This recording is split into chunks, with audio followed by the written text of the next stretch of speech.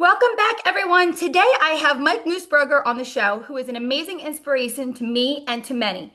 He is a former D1 athlete and professional football player, a coach to one of our local high school football teams, a motivational speaker, trainer, and partner and president of 23 Games Days men's health locations.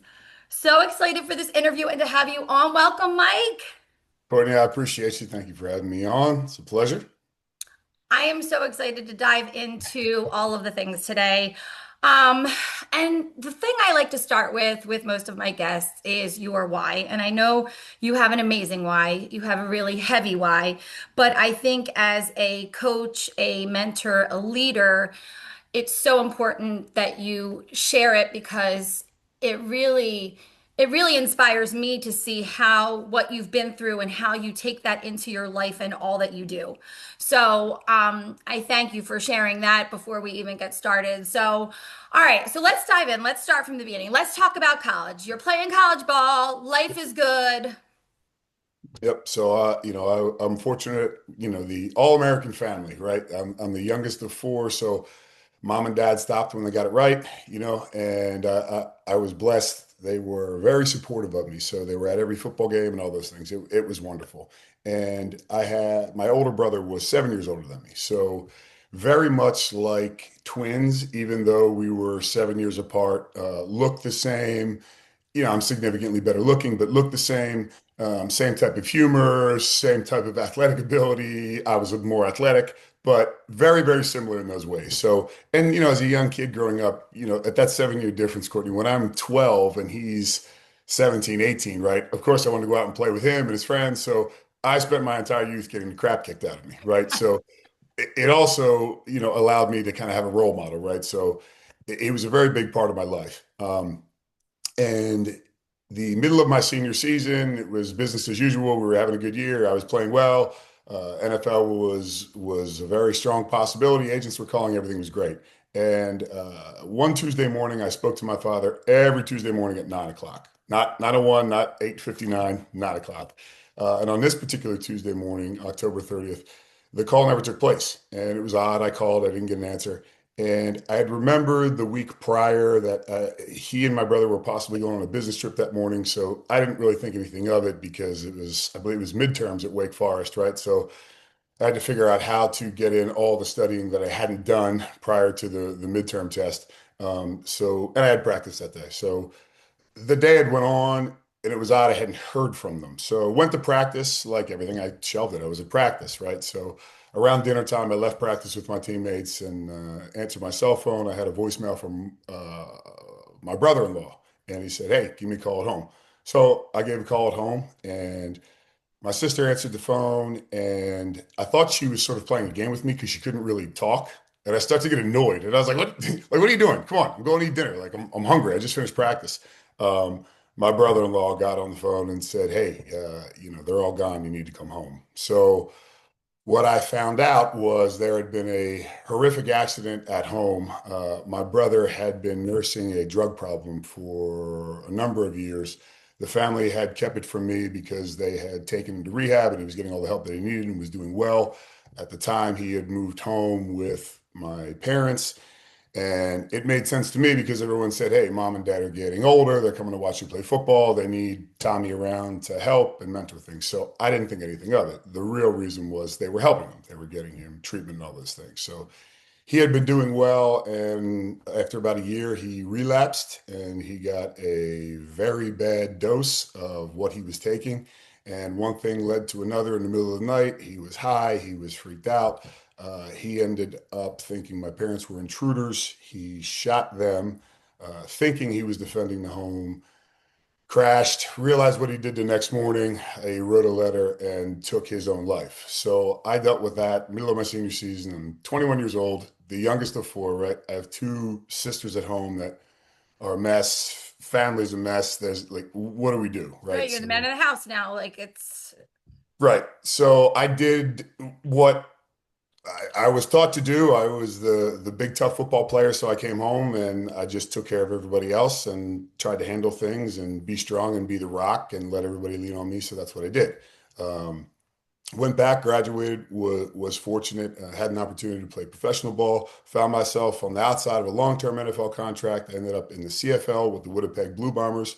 Was great. It was wonderful. I ended up getting hurt in my second year, and after being out for a while, deciding it's time to move on to the next phase of my life.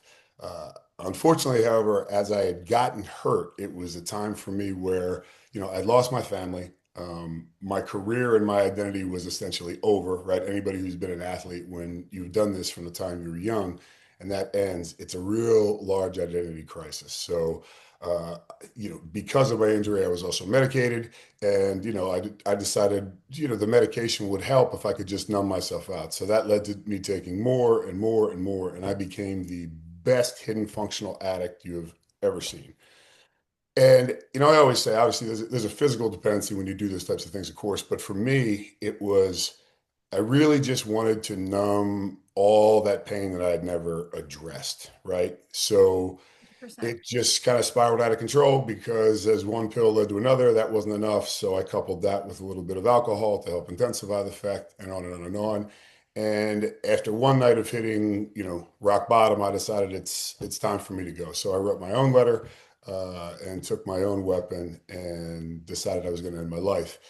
When I tried to do that, the gun just went click, and I looked down and I realized that the magazine had fallen out. So I don't have any recollection of hitting that button, whatever it is, but that was a very sombering moment. I got up, cried for the first time like a baby. I got up the next morning, I dumped all my pills, everything down the toilet, and proceeded to detox myself in private on the bathroom floor for about a week. So that's really where I found myself. Courtney, with your background, that was a very unpleasant experience for me. But through that, that's led me to my own progress of fixing mental health, of fixing health, of talking openly about this because, I tell even my athletes now all the time, hey guys, everybody's messed up. We all have something. Some of us just hide it better, right? So that's led me into what I do now with Game Day Men's Health and mentoring and coaching. But that is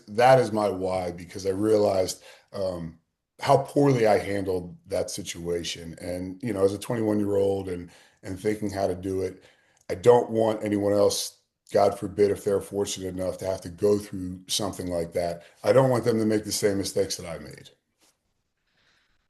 And, you know, this speaks on so many different levels. And like the two big takeaways, you think of, like you just said, you've been playing football your whole life. You've been playing, and then, this injury happens. Now who am I? What do I do? This Right. is, and that's just one part of it, right? And men's mental health in general is just in the gutter in our country, in our world. It is. And it's such a problem that we don't talk enough about. So the fact that you do talk about it as a big man and you're like, no, like this is where I was and this is where I am now. I think that's so important to have a voice like yours because this is what most of us do, even women, but men more so in general of, well, I'm a big tough guy. I gotta just shove it down. I don't have time to deal with this, or I can't show emotion. I've gotta be, a father, a husband, a worker, whatever it is that you're doing. And I think that so many men are suffering and they need to hear this voice of owning their emotions and getting help when they need it. Yeah, it's unfortunately we're at a point in society where mental health is huge and it's getting speaking about it openly has become much more socially acceptable, which is great. It seems as it's always been a bit more socially acceptable for women to talk about it than men, to your point, right? We're seen as weak. And honestly, I came from that same mindset. If you go back and ask my 21-year-old self that, what's that going to do for me? Like I didn't I didn't want to talk to somebody who, and I spoke to several therapists before I found one that really resonated and decided to work with me. But my answer was always, you know, tell me what you've been through, right? Like, I want to know, like, how are you going to relate to me if you haven't lost your brother and your parents and all this at the same time and you haven't been through a bin? So I understand you're trying to, but that's all theory. That's not practicality. So, as we look at today's men's health issues, it's for me, I love talking about it open and honestly because it's, I've done a lot of work on myself and I continue to work on myself, but I've made things so much harder on myself than they needed to be, right? And the analogy I like to give is, Courtney, if I had given you three balls of clay, a green, a red, and a yellow, and I asked you to just roll them in your hands for a minute or two and then separate those colors, you can't. And that's what happens when we push things down, we suppress things, when we don't, embrace our pain. And that's a big thing for me because as humans, we're not set up to go towards pain. We're told even from a young age, go away from it. But, you know, I've found through my experiences, unfortunately, the hard way, that everything we want is on the other side of that pain and that fear. You just have to get through it. And something you said is most important. When you can't do it, and this is always from the time I was a child, this has been my biggest issue, asking for help. And that ultimately comes from a place of ego. It's Yep. not a narcissistic thing. It's just I want to show that I can do this on my own. But unfortunately, it's a categorical mistake. And one of my huge mentors, one of my best friends, David Meltzer, talks about it all the time. It's the best lesson he's taught me, which is asking for help. And there's nothing wrong with that. We all need a coach or a spot in life. So it's okay to reach out and ask somebody for that. And as men, that's something that we need to do. And it's okay. So, like I said, all of us are messed up. Some of us just hide it better. It's all right, fellas, right? Everyone's going through something. It's so true, 100%. And I feel like just your voice, like just you talking about this and bringing this awareness, because there's so many different factors in the world today. I always say with my clients, in 2025, our bodies don't know the difference between being chased by a bear and just trying to live in 2025, being in the doom scrolling and just trying to keep up with a work life, a family life. Everybody's just trying to hustle, hustle, hustle, and there's never that pause. And it, you know, the physiology of it, of just, hey, what's happening with our cortisol when that's happening, right? And then when our cortisol is off, all of our hormones are off. This affects not just our insulin. Hey, why can't we lose weight? Why are we holding on to this belly fat? What happens to our sex hormones? What's happening to our thyroid? It just sets up this perfect storm in our body, Sure. that affects our neurotransmitters, anxiety, depression, focus, cognitive function, all of these things, that piece together. So it's we live in this fast-paced world, and it's kind of like you said, like taking the time to stop, to like slow down, to speed up, to say, hey, wait a second, I need help. So whether it's asking from help from a friend or a partner or a trained professional, a coach, any kind of mentor, I think it's so important. And again, circling it back around to men, because like you said earlier, yes, it's becoming more common for people to talk about. We're bringing awareness to mental health and wellness. But it's okay to talk about it as a woman or be vulnerable, but as a man, we can't be vulnerable, right? We got to be these strong, tough guys. So, taking it to your coaching, you're working with a bunch of testosterone filled teenagers. What's that? Hopefully testosterone. Right, we're going to get into that too. Yeah. Talk to me. What's that like? For me, it's as I think back, this is year 22 for me now. I laugh about it because coaching, as much as I enjoy it, I get as much, if not more, from the kids than I give them. They might argue that point, but for me, coaching has been one of the best therapies for myself because I truly believe as men, you have to be of service. It's important to be of service, of something greater than yourself, right? And young men are, I think, in a position where they might have it the hardest out of everybody right now because there's a lot of different voices, there's a lot of different directions they're pulled, expectations are set and they're not realistic, and they're very misled. uh, I think is the best way to put it. So for me, it's been something. It's been a privilege. It's interesting. They all become like adopted kids that I didn't want. But at times, it's always great. I have funny stories with them, and I'm close with them, and I really do. Even guys that have gone on, I play in college.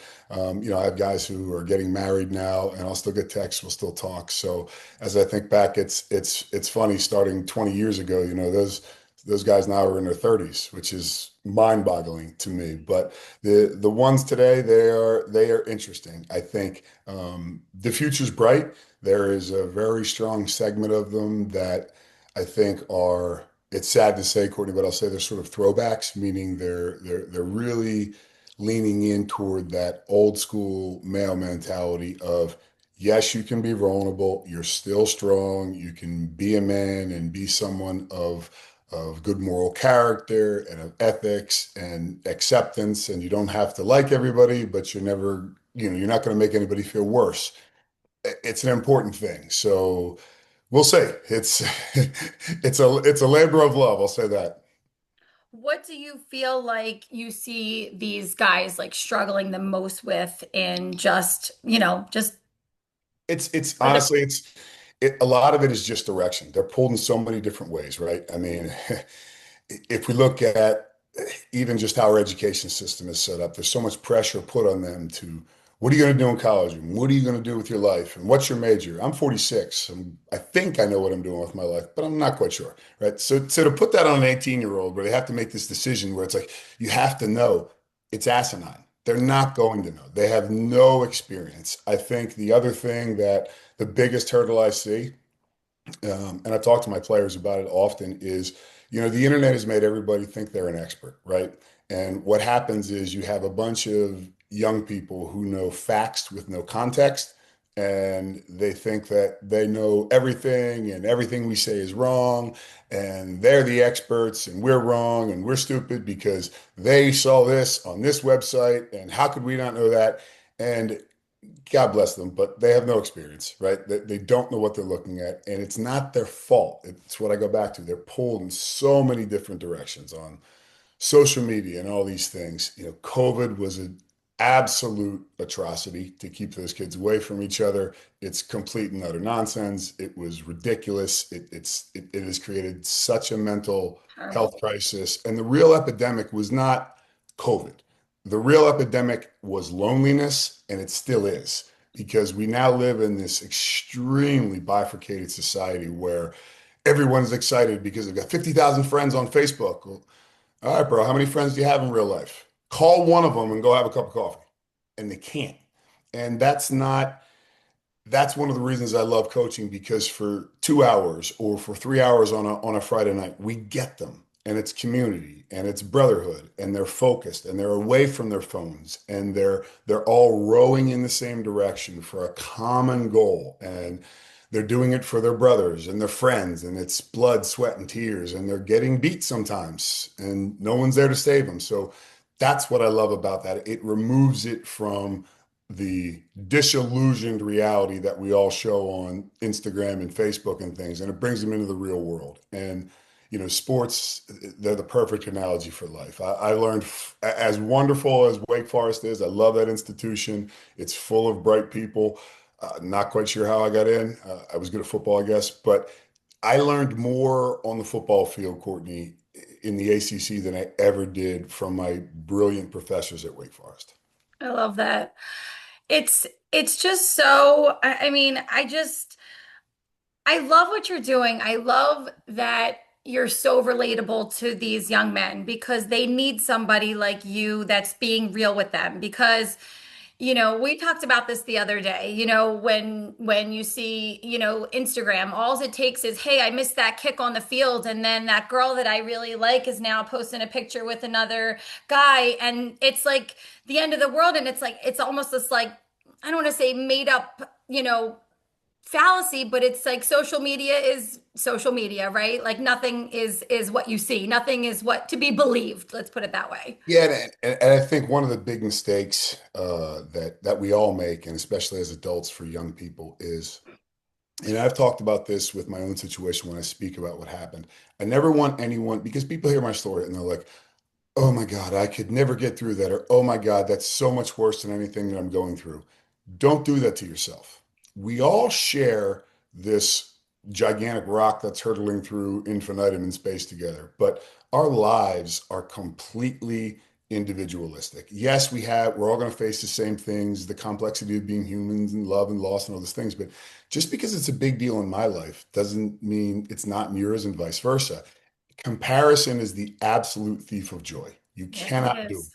And people compare pain. And there's no like, listen, I don't want to be that guy that's number one on the pain list. Like, oh, Mike's got it worse. That's where society's kind of gotten. And it's okay. It doesn't matter if you hear my story and you find it relatable to you broke up with your girlfriend. Awesome.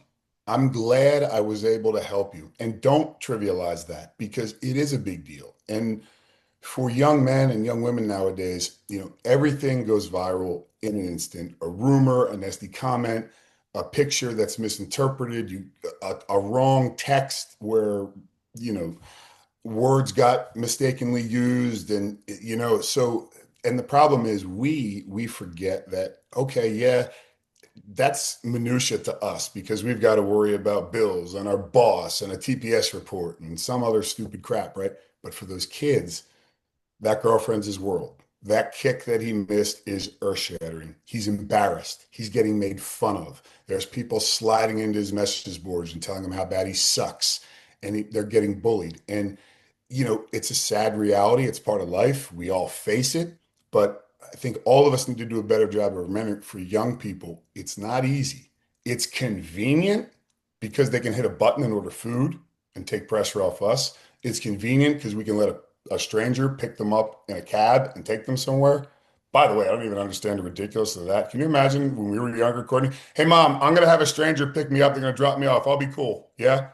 What? I think John Walsh had an entire long-running television show about that. Anyway, I digress. So Like, going we're back, getting old, Mike. We're getting well, old. we're something, but it really it's. I talk to my guys about it a lot because it is. You have to understand those things. It's part of life. It's integrated with us, but it isn't life. It's a tool. That's all it is.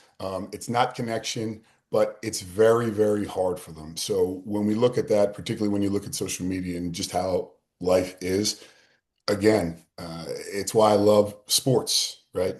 Anything like that, whether it's, and it could be an extracurricular activity. I don't care what your why is or what your passion is. Maybe it's band, maybe it's equestrian, maybe it's photography. I don't care, whatever it is. But whatever your escape is, get away from the phone, get away from comparing. Understand that we're all on our own different path here, right? Even though we're sharing this wonderful life together, do you? There's only ever going to be one of you. So take that opportunity to become the best version of yourself and enjoy the process. I love it. Words of wisdom. So let's shift our focus to adults and kind of the same topic, right? So, same thing goes for social media, everybody comparing, everybody keeping up with each other, all of that stuff. And this fake imagery that people see that creates, again, the anxiety, the depression. Why don't I have this? Oh, I'm not as good as this person. Oh, I don't have that. Oh, look at their perfect family. Oh, why am I this way? And I think this kind of leads into a lot of the both men and women in general leads into um, this again, like back to the mental health and wellness. Like, I feel like so many things in the environment too. Like, I want to kind of bring this to like almost like what you're doing with game day. Like, Yep. I want to bring this to when you have men coming into the clinic and like what's the process? I want to talk about, well, I mean, we'll dive into like the whys and the things that are causing these men to have these low levels, but Mhm. what is happening when bring people into your clinic? It's the process itself is very easy. I ask for about 40 minutes of your time. That first consultation is on us. So your only commitment to me is 40 minutes of your time. We're going to run your bloods. We're going to get an idea of where your levels are at. We're going to tell you, hey, this is where they are. And we're going to ask you about your life. How are you feeling? What brought you in today? What do you want? to get better at? Is there something that you're uncomfortable with, that you're not sure about? That first appointment is really about educating and learning about them. I want to know why they came in because, again, as men, the last thing we do is go to the doctor. That's not going to happen. And it's sad, but any athlete will tell you, like I was told, like I avoided the training room like it was the Grim Reaper because you can't be on the field if you're in a training room. So we were just taught it's just a negative mindset relative to doctors. And with all due respect to doctors, I love them, but anyone who thinks we're getting fair information nowadays, come on, wake up. So, our big quest with game day, and particularly our locations, and this is something I'm passionate about, is education, right? First of all, testosterone is not a steroid. It is a sex hormone, okay? You have it, I have it, our pets have it, right? So that's the first thing we overcome because men come in and 9 times out of 10, the hesitation they have comes from their spouse who thinks they're going to go on steroids and thinks all these negative things are going to happen without realizing all the negative things have already happened and testosterone is going to fix this. You talk about mental health. I am a enormous advocate of this, and if I can somehow make this happen, I am going to for the good of our country. Anyone that goes in to a mental health professional, and they're wonderful, if you were going to prescribe them an SSRI or some sort of brain medication, comprehensive blood work, first line of defense. And I know people are going to argue and people are going to say these things. However, optimized hormones, particularly testosterone therapy for men, will eradicate so many need for obsessive pills, unnecessary medications, and the same for women. So for me, my passion is education. Let's get you as healthy as we can with the least amount of medication possible. So, Mike, you're preaching to the choir. So, this is why I'm no longer a pharmacist anymore. Well, I guess I'm always a pharmacist because I'm a pharmacist, but this is why I no longer practice in the traditional pharmacy setting because this is what I saw over and over and over again with people where they're not hitting on the root cause. They're not finding out why.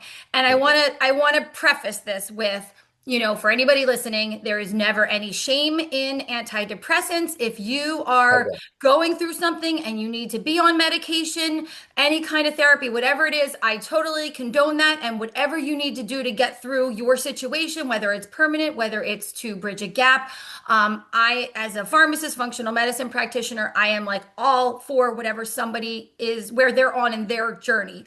But nonetheless, I watch people get their 7 minutes with their doctor. Their doctor doesn't even have time to listen. Like you just said, you sit down with your person and you listen to them. You ask them what they're feeling, what's going on, understand them as a person and what is happening. And then you make the decisions of, okay, where people are getting put on prescriptions, whether it's SSRIs, whether it's cholesterol medicine, blood pressure medicine, and they're not even getting looked at the root cause of something like, hey, what are your hormone levels at? What are your testosterone levels at? Because testosterone equals mental health. Like it really doesn't. I don't think people understand that with like obviously So, in the general public, somebody that's not in healthcare that doesn't understand, they wouldn't even correlate the two to each other, right? Energy levels, the fact that like it's the fountain of youth for both men and women and being at appropriate levels. Obviously, you have your appropriate level as a man, I have my appropriate level as a woman, but knowing that those levels can affect every function in the body. Like I said earlier, when your cortisol is off, all of your hormones are off. When your testosterone is off, all of your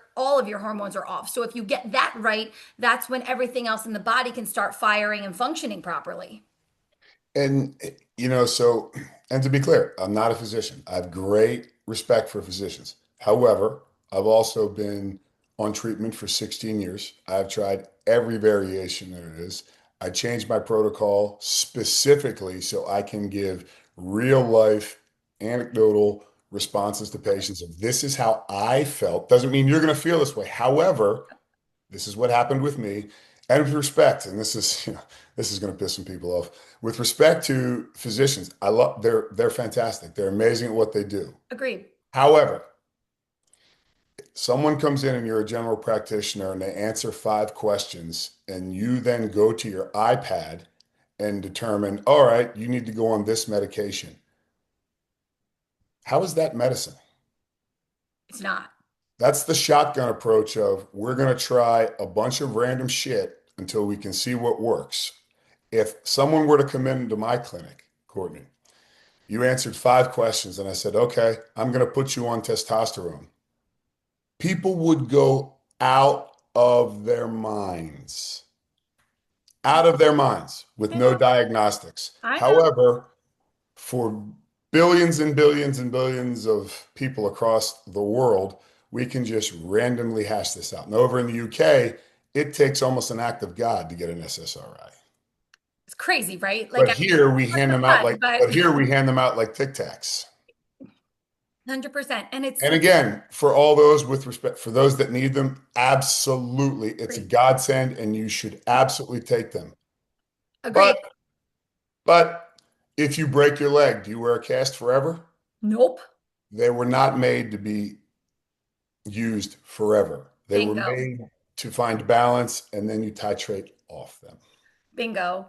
And probably one of my biggest pet peeves that I saw as a pharmacist as well, affecting testosterone levels. Um, Statins, cholesterol medicine, right? So like where does our hormones come from, right? You're really trying to get me But started this morning, aren't you?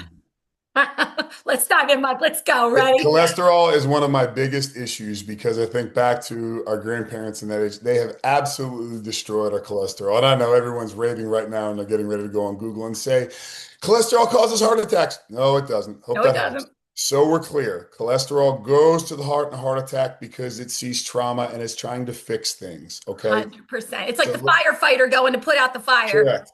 So let's stop that nonsense. And by the way, only about 12 or 13%, it's under 15%, I think it's 12 of the dietary cholesterol you eat gets converted. So we can stop bad mouthing eggs, the greatest superfood of all time. That's nonsense too. Agreed. Cholesterol is the building block of everything. This is why that older generation that everyone's so impressed with, that was tough and could do all these things and survived World War II, the great generation, their cholesterol was through the freaking roof. And But they were healthy. I don't believe, and I'll have to check the clinical trials on this, but I believe the number is 180. In recorded medical history, no one has survived a cancer treatment with a cholesterol under 180. It's wild. And I think there's not enough studies being done on this, and there needs to be. But when I tell you, one day I was shocked and appalled. So I didn't know this until one of my pharmacy technicians went on her lunch break to her doctor appointment. And she was um, a type 2 diabetic. She really honed in. She started exercising, she started eating right, she lost weight. So technically type 2 diabetes is, to me, in my opinion, a joke of a diagnosis. It's not, it's like you gain some weight, like lose it and you'll fix it. Like it's totally not even a real disease. So it's kind of like, okay, she started to focus on her lifestyle stuff. She kind of like really got herself in shape. She went to her doctor's appointment. She comes back with a script for a statin. And I'm like, okay, I won't say her name. I'm like, I'm like, why did she write for this? And she's like, oh, Dr. So and so said it's protocol. And I said, Was it a misspelling? Did they need to write stair climber when they wrote statin? Like I it should might have been have written been. as a prescription for exercise, right? I think Mike, you just hit it. I think that's it. So I was like, well, wait, what? I was like, well, what? I was like, I don't understand. Your numbers are good. Your A1C is down. You're technically not even a type 2 diabetic anymore because your numbers are down.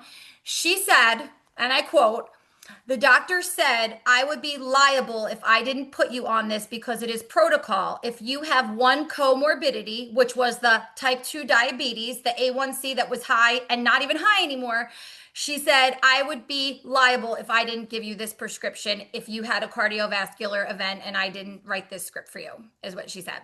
How do I get stupidity classified as a comorbidity, Courtney? We Could you should work direct on me? it. We should work on it. I I see the same in TRT clinics where they think it's appropriate to prescribe men a cancer drug because they're going on testosterone. Let's fill them full of Arimidex. That is literally the stupidest shit I've ever heard in my life. Sorry. No. It drives me crazy. Estrogen guys, Hear me loud and clear, please. It is neuroprotectant. It is cardiovascular protectant. It is wonderful for your sex drive. It is wonderful for your joints. Most importantly, it is wonderful for your mood, Mr. Grumpy Pants. Yes, it is. Just brain health, cognitive function, all of it. And then again, even when we take it to, I know we're focusing on men in this podcast, but even with the ladies, it's the whole Absolutely. thing of Everything. avoid estrogen and estrogen, and then it's what are all these random breast cancer cases coming out for? Our all breast cancer wasn't rampant like it is now. Why all of a sudden now are we deeming estrogen the bad guy and trying to control things from that perspective? And what I do in my practice, like I kind of take it down to that next level where, where do all of these hormones get processed, right? It's like we've got our progesterones get broken down into the androgens and the estrogens, then they go through the liver. So, we see that there are so many factors that, again, this is like one of those kind of big aha moments, probably for a lot of people listening, is like, what affects the liver and congests the liver so that we can't break down these hormones properly and they're getting reabsorbed as toxins and toxic Sure. metabolites that create the hormonal effects, the bad, the Yeah. anxiety, the depression, the breast cancer, all of those things. And even the things the like that are in our environment that act as xenoestrogens, that whether anything with fragrance in it or that we're putting on, whether it's a laundry detergent or a lotion or Sure. anything that we're breathing, smelling, the little air freshener in the car, like all of those things that literally affect our estrogen levels and block receptors so that we're not producing our estrogen properly. Our body thinks we have it from these toxins in the environment. And a lot of these things is why people get the hormone imbalances to begin with. Yeah, it's you hit the nail on the head, Courtney, and a huge issue that most people don't talk about because in society it's go go go, it's success, it's the next step. We are horrifically abusing our sleep cycles. Oh my gosh, Our crazy. circadian rhythm is completely ruined, and I will tell for anyone who's listening today, your superpower is sleep. Yep. Listen, it's hard for me. Too many concussions with football. I struggle to get into REM sleep. So I practice a lot of different sleep health methods to try to ensure I can get the best quality I can. But truly, independent of medicine, independent of supplements and peptides and all these other things, sleep is the number one thing that helps to heal everything. You just said it, and I know I was going through a rough time a couple of years ago, and this ring, an aura ring, I don't know if you've ever seen them, heard of them. It really kind You want one of those? oh, look at us. It really opened my eyes to Okay. what was really going on in my body and how, I We mean, don't know what we don't know, right, Courtney? exactly. And I mean, I was responsible. I mean, it seems silly and stupid, a little ring, but I mean, just kind of reminding me of the different things we're seeing and then me getting things in check every day, little by little, improving. And well, I better get in bed earlier. Okay. Knowing hey, something was off. What did you do something today that was strenuous on your body because you didn't get into the right REM cycle? And this is all part of like what I do like with in my practice where we talk about lymphatic drainage, like where we have this lymphatic system where toxins and hormone metabolites like to lie, but we don't have like a heart pumps our blood. We don't have anything to pump that lymphatic system. We have to do it manually. And then we have our glymphatic system, which is basically like the lymphatic system of the Mhm. brain. And the way to fix that is to get good sleep. You got to get into that Have to. good REM sleep to restore yourself, to wake up the next day refreshed with all of the Sure. crap that cycled through, the day before. And you've got to, everyone has to, and whatever you choose, right? I was fortunate, I was introduced to a meditation that works well for me, but whatever your vehicle, maybe it's meditation, maybe it's prayer, maybe it's yoga, maybe it's you walk your dog in the morning, but that quiet time where you're trying to not think, you're just being is so important because, again, even if it's 10 minutes a day, we have to unplug, so to speak, from all the go, go, go, go, go of the day. It's so important to start your day on the right foot with that. I mean, every day we get a restart, right, Courtney? So the signals we put into our brain in the morning are going to dictate, are we going to be lazy today or are we going to be productive today? Are we going to be sad today or are we going to be happy today? And people are they're gonna argue, well, I have this and I have that, and I hear you and I respect that, but who cares? You still have 10 minutes that you can do this, right? We talk to, our head coach, John Donnelly, does a really good job of this. We talk to our players about it all the time. And, he says, the bull doesn't care. It's a phrase we use. And they don't. It's just about, you have to enjoy, as Ed said earlier, you have to enjoy the persistent pursuit of the best version of yourself. If you can't find 10 minutes a day to work on yourself, then okay, I get it. Then you have to make some very serious lifestyle changes because it's an investment in yourself.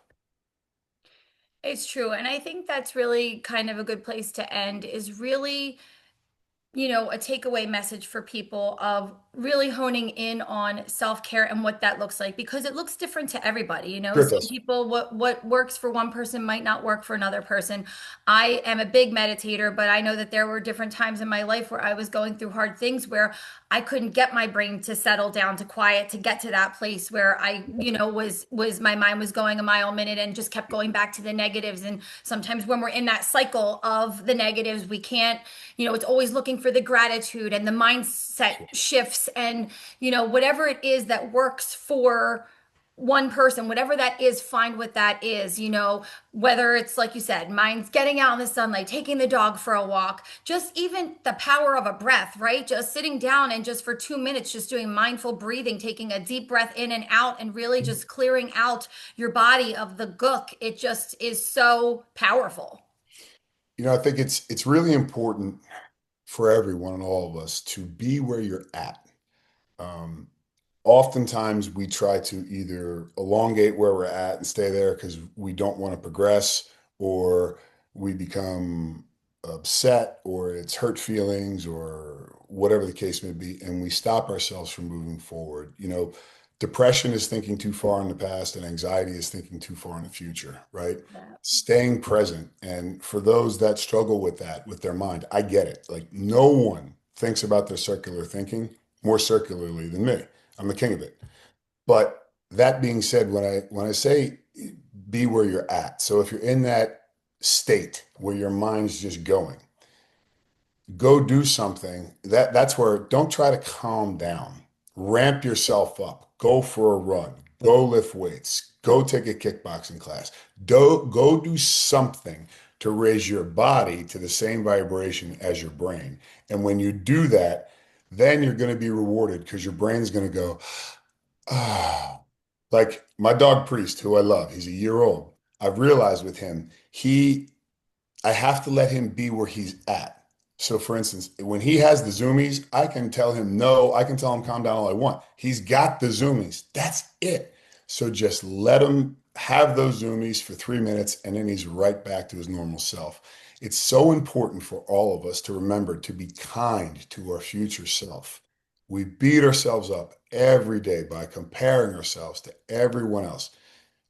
We are exactly where we're supposed to be. Even if we don't feel like we are, there is something greater than us that has us in this position. And while we don't know what it is, I promise it's going to work out. Because if you had asked me on October 29th, could something like that ever happen to me? My answer would be no. If you asked me on October 30th, would I be able to survive this?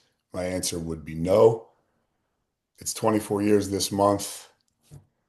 I'm pretty happy with where I'm at.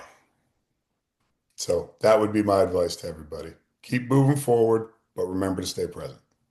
Mike, you are an incredible inspiration to me, to everyone you come in contact with. I See can't how even good I am? I've got you fooled. See? get out of here. All those kids that you're working with, I mean, you probably don't even understand the impact that you have on them just to be relatable, to listen, I and hope so. and just in the clinic too, just having somebody to talk to and the takeaway learning when to reach out and ask for help because there are people out there that are going through the same thing you're going through and that that we're all, we're all going through our own thing, like you said earlier. We're all going through our own thing in our own way, but knowing that there's always somebody to reach out to help us get through these moments is what is important. And then we all are exactly where we're supposed to be. And like you said, just living in the present and just, embracing it. Yeah, it's for us, it's really what we do at game day. It's what we're about. It's a place for guys to come and feel comfortable, right? It's not, yes, we optimize hormones and all those things, but relationships develop with our clinician. We hear things, we hear success stories. I talk to guys all the time about how grateful they are. Their marriage is back on track. They're happier at work. Guys come in and they're upset because they yelled at their kids and they don't understand why. It feels good. So those are those things for all of us. Let's get healthy together. And however It's I can add value, let me know. It's so true. And I think that that's the most important thing too, especially for the guys listening to this podcast. It's really looking at the big picture of not just like, oh, how I look and feel physically, but all of those underlying things that are going on, how they can all be fixed when your body is, firing and in the right health and shape that it's supposed to be in. Well, and I'd leave, I guess, I'd leave the guys with this who are listening to this, fellas, real strength, and I'll challenge anybody on this. If you want to really be strong, it's humbling. Ask for help. It's the hardest thing I've ever done. I'm pretty strong. So asking for help is a true sign of strength. When you can humble yourself, all kidding aside, when you can humble yourself and say, Courtney, listen, I'm doing the best I can, but it's just not good enough. I challenge anybody when someone comes to you and they say that, there's no one that's going to turn their back on you guys when you say that. When you can humbly just come from a place of service and kindness and humility of, hey, I'm doing the best I can. I'm missing it. And it doesn't mean you're not enough. It just means you're missing something. That's all. I love it. So, for the listeners, we will have show notes. Tell the listeners where they can get in touch. Is there an email? Which is the best way to Absolutely. get in touch with Game Day? For anything for game day, you can go to gamedaymenshealth.com, right? There's a location there. Find out which one's closest to you. You can put your locator in. We'll get you signed up. All my clinicians are on standby. We have my ambassadors ready to take your phone call. For me personally, you can find me on Facebook. You can find me on Instagram. Send me a message. I'm happy to work with anybody. If I can add value for you, if you just need a friend, you need a support staff, I got your back. You're awesome. Thank you so much, Mike, for I being appreciate on you. for all of your awesome information, inspiration, and I can't wait to do this again. Courtney, thanks so much. I appreciate you. Have a great day. You too.